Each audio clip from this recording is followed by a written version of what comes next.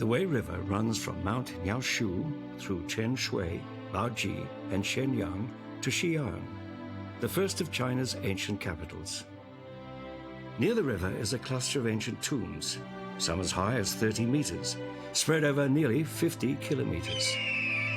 9 of the 15 emperors of the Western Han Dynasty were reunited in death by being buried here. These tombs take us back over 2,000 years to the vanished glory of the Han Dynasty. The most spectacular and magnificent of the tombs, Maring, belongs to a great ruler, Emperor Wu of Han. His careful selection of officials, political reforms, and territorial expansion made Western Han a powerful empire.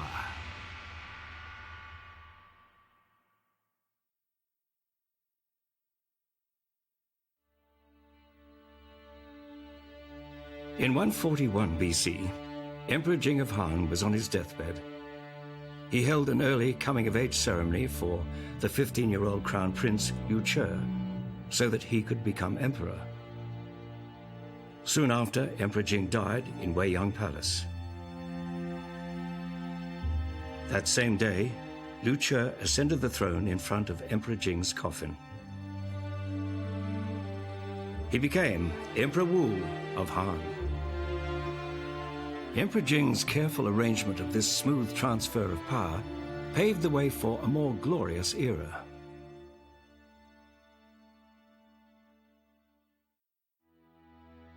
For over 60 years, Taoism had been the Han Dynasty's guiding philosophy. After the demise of the Qing Dynasty, the policy of non-action adopted during the reigns of Emperors Wen and Jing stimulated economic recovery and brought about the first period of peace and order in Chinese imperial history. Economic prosperity led to political, military, and cultural advances. Emperor Wu's father and grandfather had provided a solid foundation for his reign. Now the new emperor needed to consider what philosophy he would adopt in order to avoid the mistakes that had led to the demise of the Qing Dynasty. Should he continue to follow the Taoist doctrine of the early Han Dynasty, or break with the past and adopt a new ideology?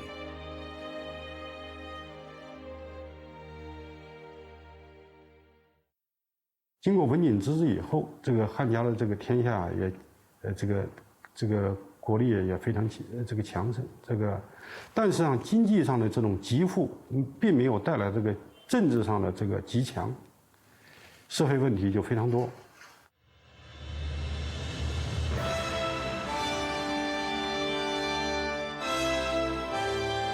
The young monarch showed exceptional ability and courage. In October 140 BC, a year into his reign, Emperor Wu made his first decree, a nationwide quest to find virtuous, capable, and forthright scholars who would be appointed as officials to the imperial court. Chancellor Wei Wan proposed expelling legalist and strategist scholars from court, claiming that their doctrines were disruptive to the imperial order. Emperor Wu took his advice. This was an extraordinary move, a huge shift in the Han Dynasty's governing doctrines. The emperor made Dao Ying chancellor and Tian Fun commander-in-chief. He also gave important positions to Zhao Wan and Wan Zhang. All four were advocates of Confucianism. They proposed changes based on Confucian doctrine, relating to buildings, inspections, the calendar, and the colors of ritual costumes. From the outset, these reforms had a powerful opponent, Emperor Wu's grandmother, Grand Empress Dowager Dao, who was a strong believer in Taoism. 唯独对于汉武帝要推行儒学的这一套做法呢，他不满意，可能跟他见识了就是汉初这一套黄老之术在整个国家治理体系当中所发挥的作用有很大关系，因为他是看见了它的成效的。Although still a teenager, Emperor Wu had learnt the art of self-preservation. He chose to bide his time rather than confront Grand Empress Dowager Dao. He gave in to her demands and had Zhao Wan and Wang Zhang condemned to death. He also dismissed Dao Ying and Tian Fen. Emperor Wu's first attempt at political reform failed miserably, but it did encourage the spread of Confucianism. It was inevitable that the ruling class would eventually abandon Taoism. In 136 BC, Emperor Wu appointed scholars to teach the 5 classics of the Confucian canon. The following year, Grand Empress Dowager Dao, whose life had spanned the reigns of 4 emperors, passed away. Emperor Wu's time had come. This building in Xi'an was once a sanatorium for military officers. Walking through its eastern gate into a courtyard, you will find the Tomb of Dismount. Famous Confucian scholar Dong Junshu is buried here. Legend has it that Emperor Wu was passing and got down from his horse to show his respect. Locals began to call it the Tomb of Dismount. 董仲舒是一个出类拔萃的人，他讲君主的品质呢，实际上跟整个天下人要求的品质一样，都是善。这个就是我们著名的仁、义、礼、智、信。第二个呢，就是罢黜百家，独尊儒术。这个在汉武帝时候成为中国的主流文化，香严2000年不改。 Emperor Wu needed gifted men to help him achieve his aims. He tried several ways of persuading scholars to become officials and putting their knowledge to good use. Besides his first edict, seeking virtuous, capable, and forthright scholars, he made 2 other decrees that he hoped would attract talented men. In 124 BC, he recruited 50 scholars to teach Confucianism. They became a pool from which he could recruit new officials.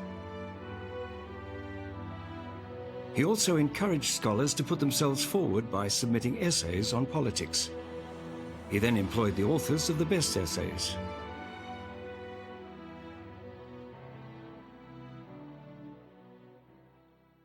"汉武帝选拔人才的标准呢，就是唯才是举，无论出身，还有无论民族，只要是有才能的人，他就能够为我所用。 In the Yinshen Mountains, near Bayan-Na in Inner Mongolia, Director Hu from the Bureau of Cultural Heritage is searching for rock art. Thousands of years ago, this area was a vast steppe. It was home to a nomadic group called the Xiongnu. They grazed their cattle in the high grasslands. The rock art found in this area shows people hunting with bows and arrows, herding cattle, and worshipping. 匈奴民族呢是生活在阴山以北漠北草原的一个历史上非常有影响的一个少数民族。那么在阴山岩画的画面里头呢，也充分地反映了这个北方游牧民族，这个以匈奴为代表的骑马民族的一些场景。 The many pictures of horses in Yinshen rock art indicate that the Xiongnu had successfully tamed these animals. Improved horse riding technology gave the Xiongnu an advantage in warfare. This in turn made them a bold and vigorous people. Saddles and stirrups are depicted in the rock art, indicating that the Xiongnu were the first people in the world to use them. Stirrups are among the many artifacts of Xiongnu culture on display at the Xiongnu Museum in Huhehaute, Inner Mongolia. 从这里边看到这么很多的配饰小件儿，怎么那么精致啊？那个马装饰出来以后，其实它是起防护的作用，但是给人的感觉，一个伟大的艺术品。由于它的养马水平高，所以他最后居然能够不同颜色的马能够10万匹搞成一个方队。我们汉代的开国皇帝叫刘邦，汉高祖居然在山西大同附近一个叫白登的地方，被匈奴40万骑兵围住出不来。这40万骑兵怎么区别呢？不同的毛色10万匹，东南西北40万匹。 In 200 BC, Liu Bang had gone into battle against Xiongnu raiders. He was besieged for days on Mount Baideng and only narrowly escaped capture. Unable to defeat the Xiongnu, Liu Bang resorted to marriage alliances in an attempt to improve relations. Still, the Xiongnu continued their raids. In 166 BC, 140,000 horsemen came within 350 kilometers of the capital, Chang'an. Xiongnu raids on the central plains, which disrupted agriculture, were of major concern early in the Han Dynasty. By the time Emperor Wu ascended the throne, the empire had grown much stronger. He was determined to solve the problem of the Xiongnu. Not convinced that the Han army alone could defeat them, he decided he needed an ally. Another nomadic tribe, the Rouzhe, had moved further west after a devastating defeat by the Xiongnu. So Emperor Wu decided to send an envoy to seek their support.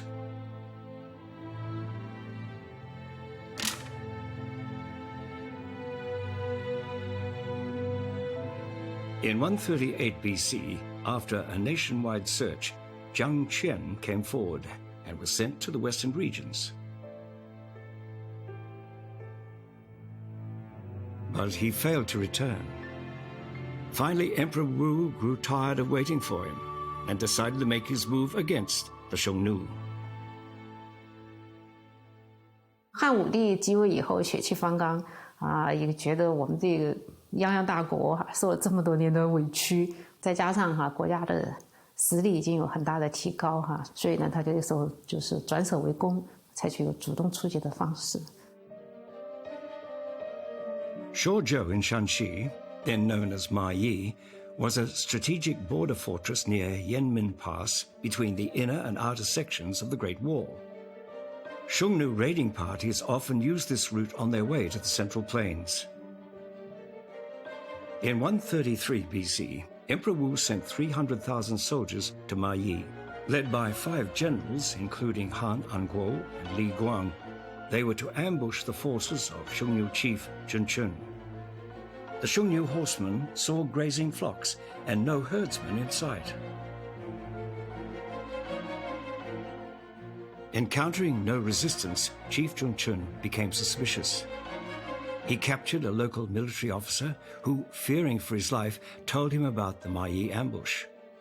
Zhengchun ordered his troops to retreat immediately. The Han army gave chase but failed to capture them. Emperor Wu's carefully planned ambush had failed. It spelt the end of the marriage alliances between the Han and the Xiongnu, and the start of a long and brutal war.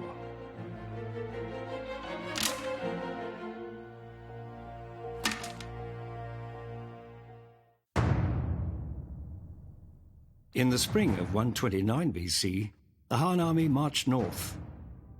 The 40,000-strong cavalry was divided into 4 sections, which took separate routes.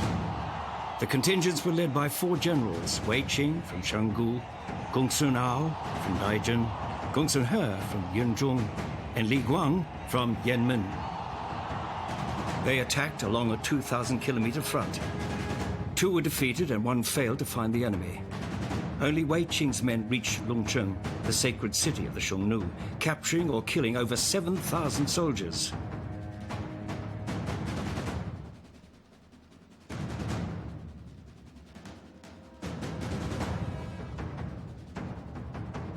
The Xiongnu retaliated. In the autumn of 128 BC, they again attacked the south. Emperor Wu sent generals Wei Qing and Li Shi into battle, where they killed thousands of Xiongnu. In 127 BC, Emperor Wu sent the same two generals to retake the Hetao plain. The Xiongnu launched a fierce counterattack, refusing to give up the area. So Emperor Wu decided to use all-out warfare to crush them. The Battle of the Southern Gobi was fought here. The shadow plays that are part of Gansu province's intangible cultural heritage often depict the ancient battles between General Ho Chi Minh and the Xiongnu. One feature of the plays is their robust singing style.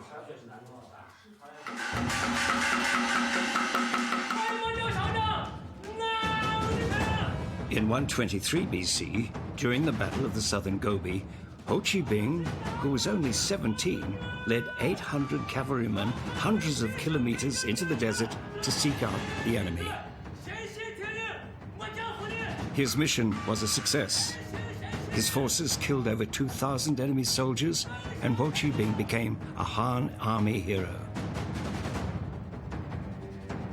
Having won this battle, Emperor Wu began the Battle of Hershey Corridor.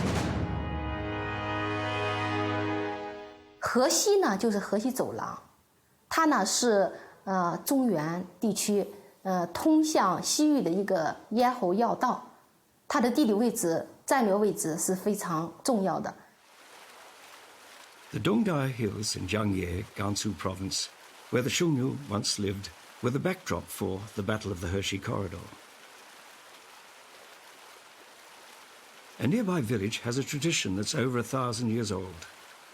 Each generation has a caretaker to watch over this spring. A story links this spring to General Ho Chi Minh.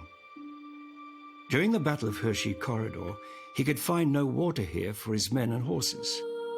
So he plunged his sword into the rocks, and a clear spring gushed out. It was named the Sword Spring. It provided water for the trees and for the villagers' flocks, and the villagers prospered for many generations.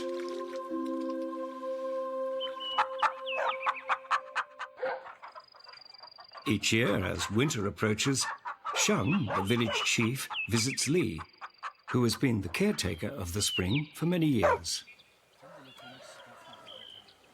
是一个美景啊！刚旱的时候，不那个了。我也有时候真的很经常性，还那个是那个剪土。还有那，反正就把裙子剪土是多的。当然，那就驯鹿的兵工厂。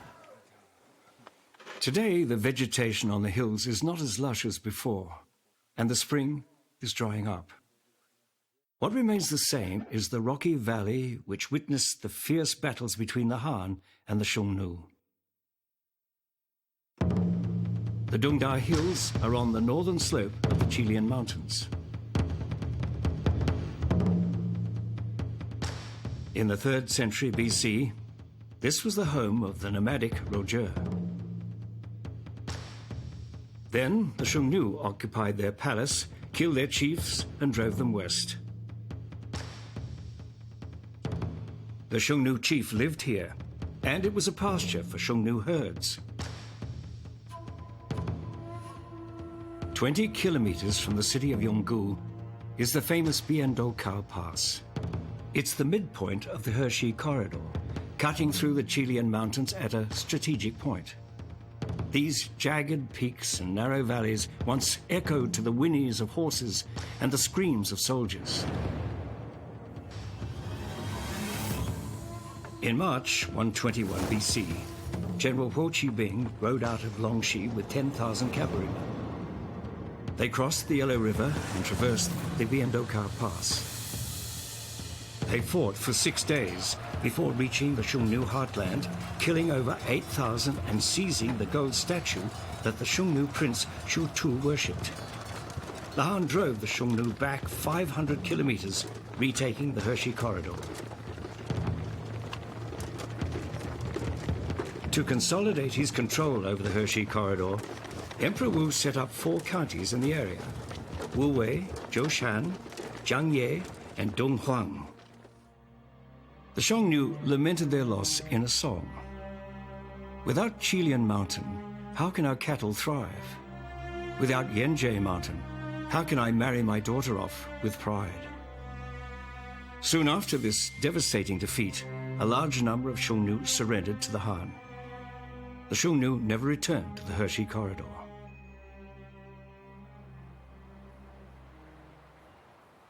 This is the Shandong Army Horse Ranch in Hershey Corridor. After the Battle of Hershey Corridor, Emperor Wu started the stud farm here to breed army horses. It's ideally located at the center of the 4 counties in an area of lush grassland and plentiful water. Today, Shandong horses are used in the People's Liberation Army. Their presence on the steppe reminds us of the heroic Han soldiers of 2,000 years ago. In 119 BC, Emperor Wu sent 100,000 cavalrymen, led by Wei Qing, Wo Qibing, and 100,000 infantrymen carrying provisions to fight the northern Xiongnu. The Battle of the Northern Gobi had begun. This army killed nearly 90,000 Xiongnu. Wo Qibing conducted rituals in the Hentiai Mountains to commemorate the victory, then continued his pursuit as far as Lake Baikal. The northern Xiongnu were almost annihilated, and the survivors fled. 汉武帝呢，对匈奴发动了3次重要的战役，第一个就是漠南战役，第二是河西战役，第三个是漠北战役。这3次战役呢，它是汉军重创匈奴军，大大的削弱了匈奴的力量，使匈奴呢再也无力组织大规模的南侵。Unfortunately, 2 years after the Battle of the Northern Gobi, Wo Qibing fell ill and died, aged 24. 10 years later, General Wei Qing also passed away. Near the tomb of Emperor Wu lie 2 uniquely shaped satellite tombs. One resembles the Helan Mountains, the other the Qilian Mountains. Under the Helan Mountains lies General-in-Chief Wei Qing. Under the Qilian Mountains lies General of Cavalry Wo Qibing. These were the generals who made the Xiongnu tremble and flee. Emperor Wu's territorial expansion was not limited to the Mongolian steppes. Now he pointed his sword towards the south. After the collapse of the Qing Dynasty, Zhao Tuo established the independent kingdom of Nanyue. 2 other states, Minyue and Eastern A, had helped the Han during the Chu-Han Wars. In return, Yu Bang granted their leaders the title of king.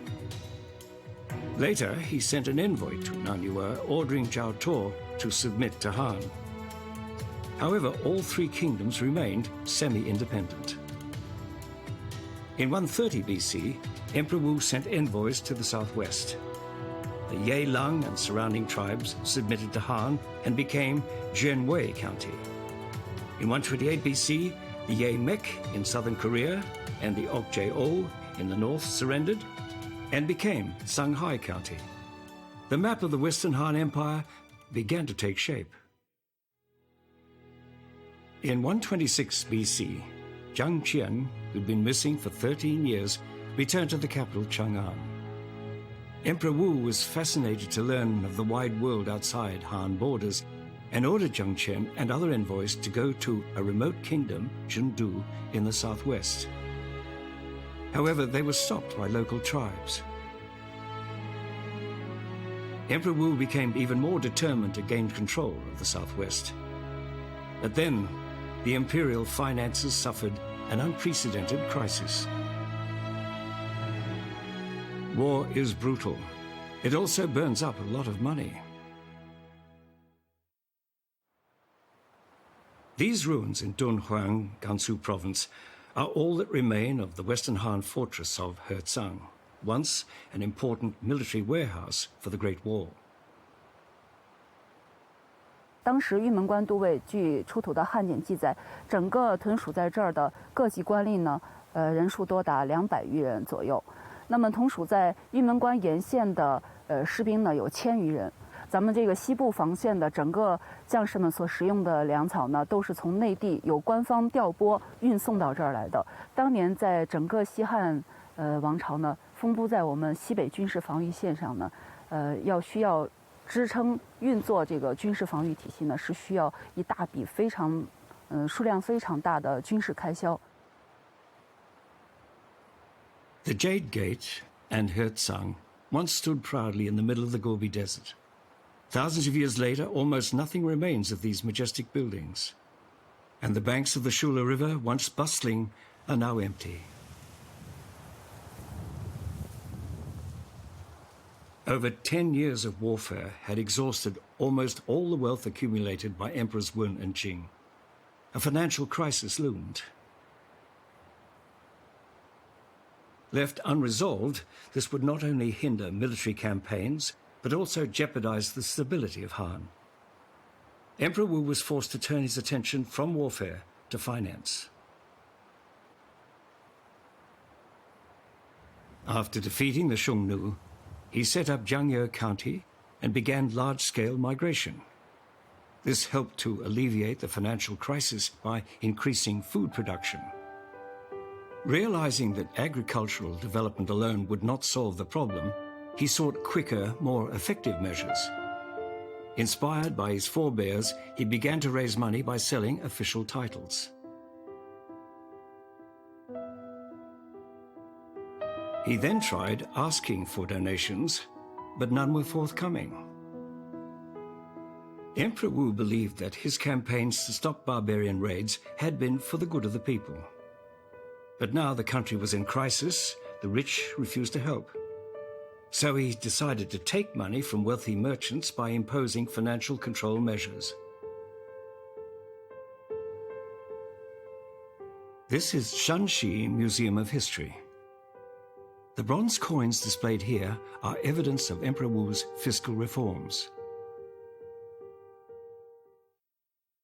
就汉武帝元寿4年以后的话，废除了各个诸侯国、郡国私自铸造钱币的权利，把它收归中央，收入商林三官的权利。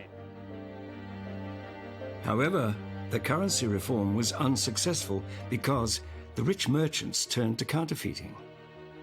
So Emperor Wu decided to take money from them directly by imposing a property tax. A tax was collected on assets declared by merchants and artisans, but many of them made false declarations to protect their wealth. So Emperor Wu instituted a campaign that encouraged people to report cases of tax evasion. It lasted for 8 years and led to the confiscation of tens of thousands of items, as well as slaves, houses, and land. 在出现财政困难的情况下呢，就是汉武帝呢，他实际上采取了很多措施，进行一个财政的一个改革，实行那个算命制度这个就是说你有多少钱，这实际上就是有点掠夺富人哈，就是有劫富的这样一个嫌疑，就根据你的资产的多少，然后来进行征税，就相当于现在的财产税。Emperor Wu wanted to take control of the most profitable goods, so he nationalized the trade in salt, iron, and spirits. For the rich merchants, winter had come. Imperial Secretary Datong had proposed the salt and iron monopolies. Despite fierce opposition from the merchants, Emperor Wu sacked the incompetent Donggu Shenyang and appointed Sun Hunyang to implement the reform. Sun Hunyang set up salt and iron authorities. The result was immediate. Revenue increased significantly. 它的一个核心，我觉得最实质的就是把这个财政大权是收为国有，所谓的这个实行专营的这样的国家专营的制度。我觉得这个是它一个很重要的一个实质。这个实际上我觉得跟他想就是加强那个中央集权哈，这个是跟他的政治举措是配套进行的。This increase in revenue allowed military operations to resume. Between 115 and 105 BC, Emperor Wu made great progress in territorial expansion and diplomatic relations. In 112 BC, the Han quashed a rebellion in Nanyue and set up 9 counties. The following year, they defeated the tribes in the southwest, establishing 5 more counties. In 109 BC, they conquered Din. They established Yizhou County, but allowed the king of Din to stay on the throne. In 109 BC, the Han conquered Korea with land and sea forces and set up 4 counties: Zhenpeng, Nintun, Lelang, and Shentu. Emperor Wu had expanded his territory to include the Sea of Japan, the Yellow Sea, the East China Sea, North and Central Korea, the Yinshan Mountains in the north, Central Asia in the west, the Gaoligung and Ilo Mountains in the southwest, central Vietnam, and the South China Sea. The Han also opened up the route to the west. After their crushing defeat in 119 BC, the Xiongnu migrated to the northwest, shifting the focus of conflict between the Han and the Xiongnu to the western regions. This is the city of Daohe, built of rammed earth over 2,000 years ago. The traces of fire still visible on the walls are a reminder of the fierce battles fought here. From the spring of 108 BC, both sides fought constantly for the control of the city. It was the longest positional battle in the history of the western regions, lasting nearly 50 years and involving 5 full-scale battles. During the last of these battles, Laolan and other vassal states joined the Han forces. Under attack from all sides, the Xiongnu finally surrendered. The Han now controlled the gateway to the western regions.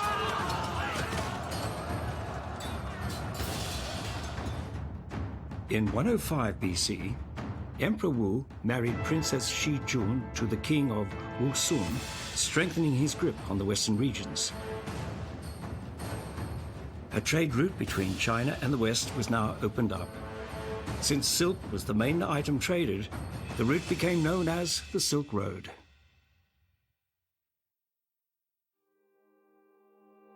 In all, Emperor Wu waged 15 battles against the Xiongnu. The remaining Xiongnu forces were no match for the Han army and asked for peace. So Emperor Wu suspended military actions and sent an envoy, Su Wu, to accept their surrender. Unfortunately, there was a coup in the Xiongnu palace, and Su Wu was taken hostage. He spent 19 years in exile near remote Lake Baikal. Li Ling, a Han general who had surrendered to the Xiongnu, came to persuade him to do the same. He wept when he saw how thin Su Wu had become. Li said, "Life is like morning dew. Please don't be so stubborn." Su Wu replied, "I was a worthless man. Thanks to Emperor Wu, I have a chance to die in his service. I have no regrets." Li bid Su Wu a tearful farewell. In 81 BC, the Han and the Xiongnu formed a marriage alliance, and Su Wu finally returned home. The Xiongnu no longer posed a threat to the Han.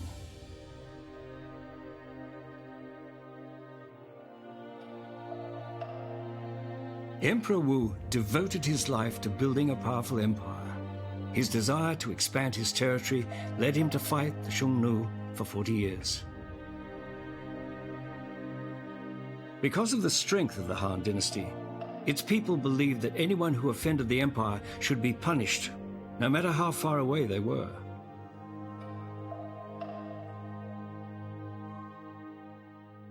汉初以来，对于周边都是采取一种非常绥靖的一种政策，还是一种委曲求全的这种方式。那这个就是说，随着国力的增强，老百姓也会觉得这种方式太憋屈了，所以老百姓其实也希望要能够就是一改以前的这种状况。汉武帝的开疆拓土，它基本上奠定了中国后来的一个版图的一个基础。Both the emperor and his people realized that an era of greatness had arrived. In October 110 BC, Emperor Wu made his first military tour with 180,000 cavalry in 12 divisions. It was a show of strength to the Xiongnu and a rehearsal for the worship of heaven and earth. This ceremony could only be performed by an emperor who had brought great prosperity to his realm. Before performing the ceremony, Emperor Wu went to pray at the tomb of the Yellow Emperor. Then in April 110 BC, he performed the worship of heaven and earth on top of Mount Taishan. Music played as Emperor Wu, wearing a golden robe, prayed at an altar made of soil in 5 colors. He was surrounded by rare animals from all over the empire. This magnificent scene must have inspired him. After the ceremony, Emperor Wu summoned officials to the Great Hall and announced the beginning of a new era to be called Yuan Feng. 封禅它是有条件的，它是只有在国家强盛，而且君主呢是做出了卓越的政绩的时候，才有资格去参加封禅。汉武帝呢，他举行了大规模的封禅活动，重要的目的就是要宣扬他的这种丰功伟绩。After this high point came a low. Shadows lurked below the surface of Han's prosperity. Emperor Wu had imagined that once the campaigns against the barbarians were over, state attention would shift to economic recovery and social stability. He hoped his son, Crown Prince Liu would take on these tasks when he succeeded him. But then a plot forced the Crown Prince into rebellion, bringing the country to the brink of disaster. Realizing that he could not entrust his reforms to the next generation, Emperor Wu decided to implement them himself. In 89 BC, he issued the Repenting Edict of Luntai, apologizing for his mistakes. At the same time, he called for radical shifts in policy, moderating harsh laws, relaxing state control over the economy, and encouraging agricultural development. He also turned military strategy from offense to defense. Other measures were intended to ease the heavy tax burden on ordinary people. The Repenting Edict was the first ever made by a Chinese emperor.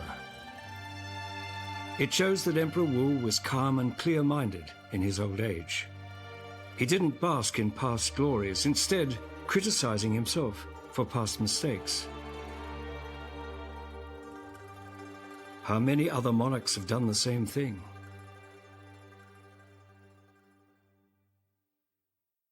In August 1977, a number of artifacts were excavated from the Han ruins in Huahi in Gansu province. The most remarkable is a 37-centimeter-long stick made of red willow. The text on each of its 7 sides is written in clerical script. Experts think it may be the last edict Emperor Wu issued before his death in 87 BC. 在这个诏书里面，他也提到了，一个是让老百姓呢过上好的日子，就是说，务农桑，作为政府来说要，宽这个薄赋，是徭役要轻一些。诏书和武帝后期，所作的秋风词和这个会议轮台诏，它的这个风格呢特别相近，都是这个什么呢？比较豪迈的一种文词，而又带一些悲伤的一些情感在里边。Between writing the Repenting Edict and this final one, Emperor Wu had only 2 years to rectify his mistakes. It wasn't long enough.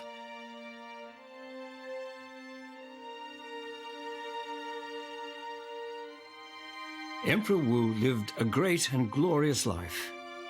He promoted Confucianism, seeking out talented scholars and recruiting them to serve the country.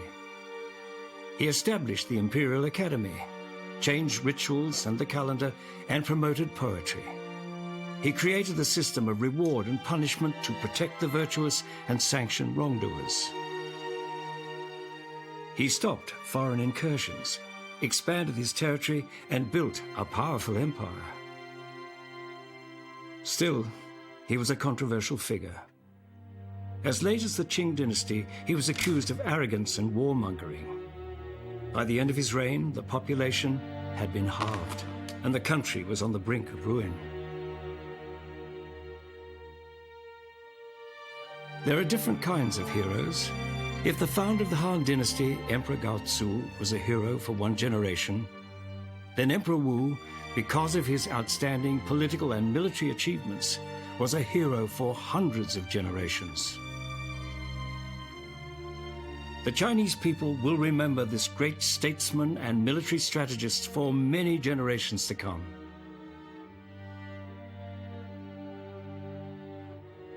In 87 BC, Liu Che, Emperor Wu of Han, died at the age of 70.